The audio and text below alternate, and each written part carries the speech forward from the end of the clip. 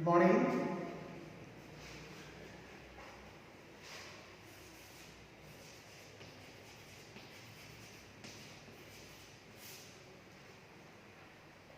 Dear children, last class we learned about per capita income or average income. How to calculate per capita income or average income? Total income of the country divided by its total population. Then we will get the per capita income or average income. And we have seen countries are classified by World Bank.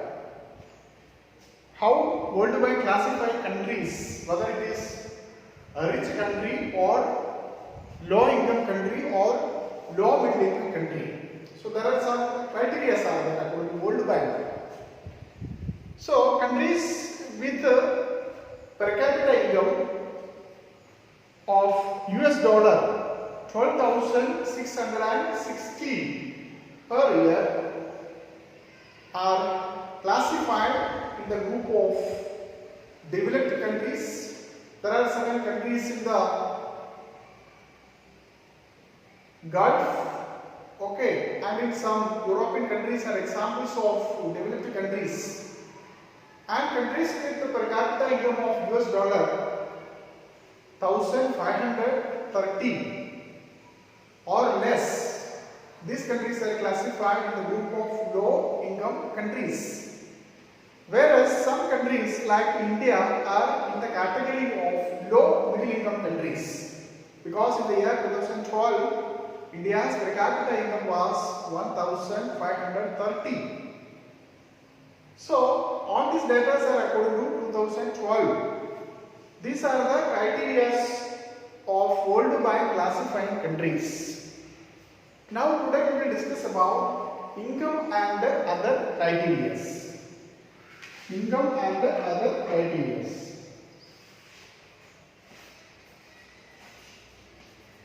Income and other criteria. Income and other criteria. Now we have seen people have different aspirations and goals other than their income. People want better income, regular employment, that we have seen. Now other than this better income, people want some other goals such as freedom, equal treatment or equality, then respect from others, okay, then good atmosphere for work. There are so many factors or aspects are also important as far as people's goals are concerned. We have seen a job may give you higher payment, but there is no security.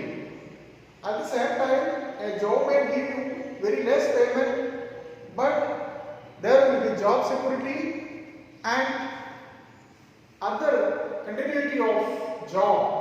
So you may consider the second category. So from that we can understand that not only income but also some other factors are also very important as far as individuals' goals and aspirations are concerned. Now, what are these other attributes? What would be other attributes? So, let us examine with some examples. We will discuss in detail with some examples. Okay. So I will tell you a comparative study of some states, Indian state. Okay, I will write over here so that it will be very easier to understand you. Okay. Now states and per capita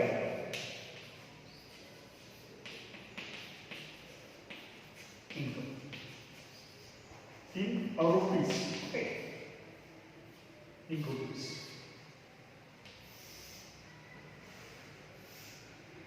per capita income. States names are there and per capita income in rupees it is also given. Okay, that means it is in the year 2012. Okay, this is for 2012. Okay, for 2012. We can take 3 states as example. First of all, we write Maharashtra. Okay, then we take Kerala and we take Bihar. Clear to you? We have taken 3 states for comparative study of its per capita income for the year 2012 in rupees. Bihar, then Kerala and Bihar. Now what are the per capita income of these 3 states? Maharashtra, it was 1,07,670. 1,07,670. This is the per capita income of Maharashtra, and Kerala is 88,507.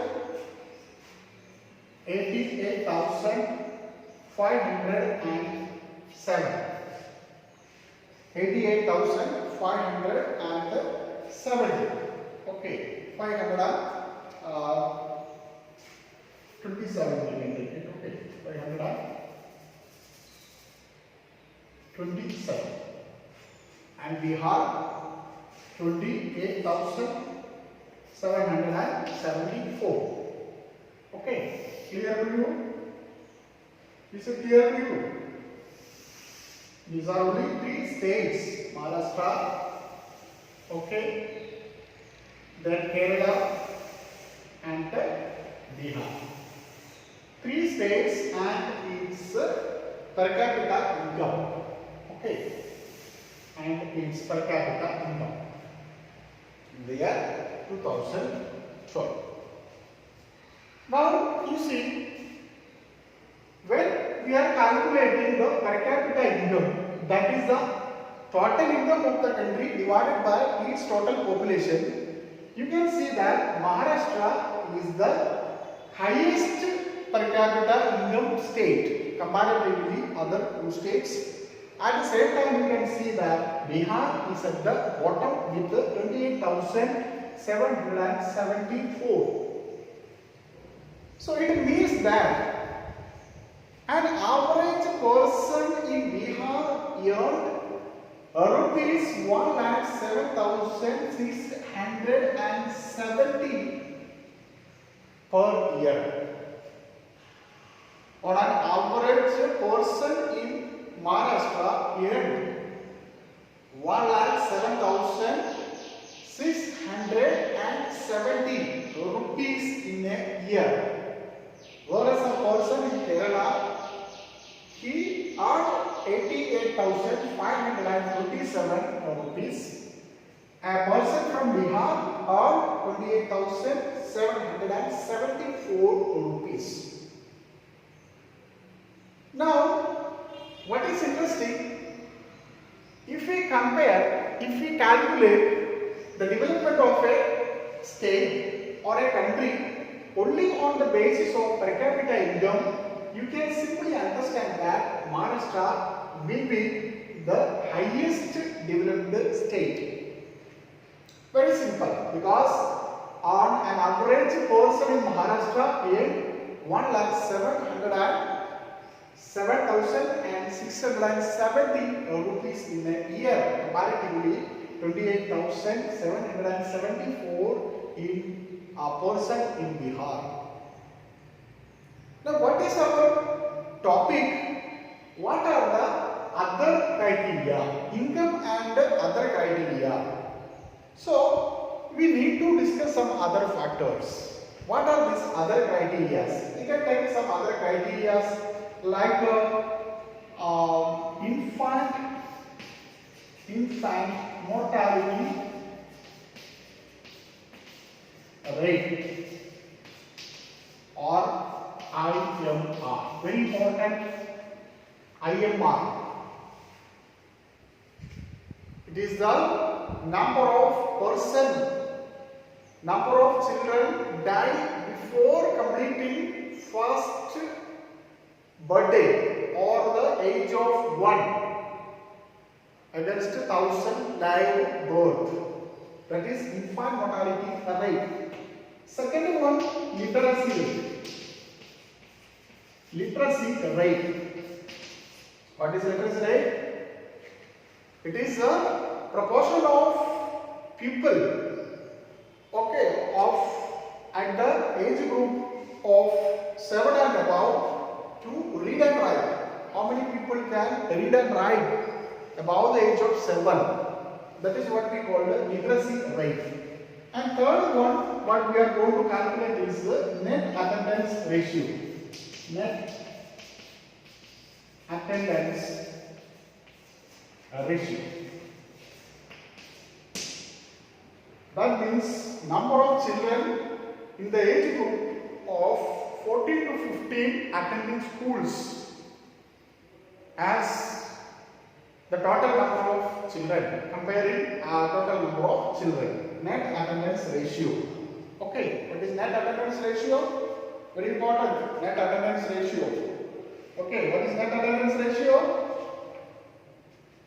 It is the total number of children of age group 14 and 15 years attending school as a percentage of total number of children in the same age group.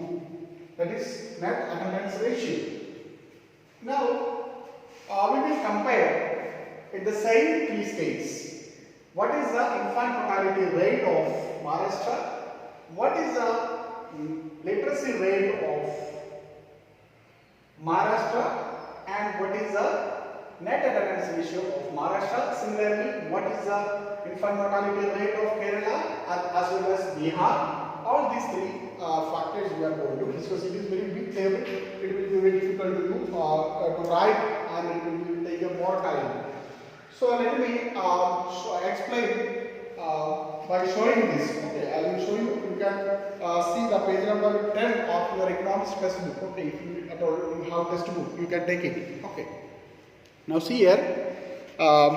You can see that page number 10. It is given comparative data on Maharashtra. Okay, Maharashtra, Kerala, and Bihar.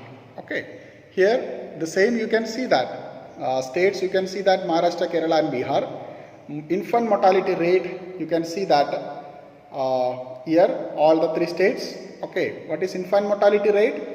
Indicate infant mortality rate or IMR indicates the number of children that die before the age of 1 year as a proportion of 1,000 live children born in that particular year.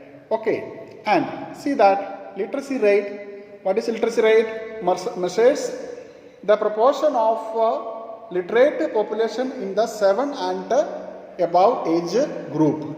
Okay, and net attendance ratio. The last page you can see that net attendance ratio. Okay, net attendance ratio. What is net attendance ratio? Is the total number of children of age group 14 and 15 years attending school as a percentage of total number of children in the same age group. Now you compare this. That is very important. Okay, now you try to compare this. Okay, we will take it example. First of all, we will check it infant mortality rate. Okay, see that infant mortality rate. Okay, here you see that in Kerala only 12 children die out of 1,000 live birth. Only 12 children die. Did you understand what I am talking? This 12 infant mortality rate means out of 1,000 live children born, only 12 children die. At the same time, the proportion of children dying in Maharashtra, it is almost double. And in Bihar also you can see that it is more than Maharashtra. And you come to the next one, literacy rate percentage in 2011. Okay, what is the condition? Here you can see that in Maharashtra only 82% is there. And at the same time in Kerala you can see that 94% of the population they are of literate. That means above 7 years of age people are able to read or write, and in Bihar it is only 62. And come to the very important, that is of you see that is of net attendance ratio. Okay, net attendance ratio you can see that here in Maharashtra it is 64, and in Kerala it is 78 highest, and in Bihar it is only 35.